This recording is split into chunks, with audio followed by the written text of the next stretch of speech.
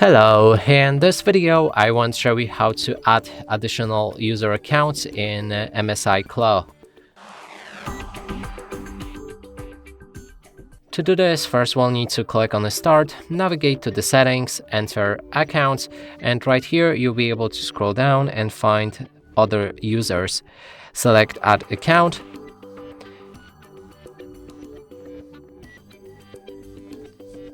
Now you'll be able to log in to the Microsoft account for that user. If you don't have it, you can press on I don't have this person sign-in information and then add user without Microsoft account. Now fill up the information like username. You can also add the password. It's not needed, it's optional. If you don't want any passwords for that user account, you can leave that pulse empty and click on next. And that way you'll be able to create a new account.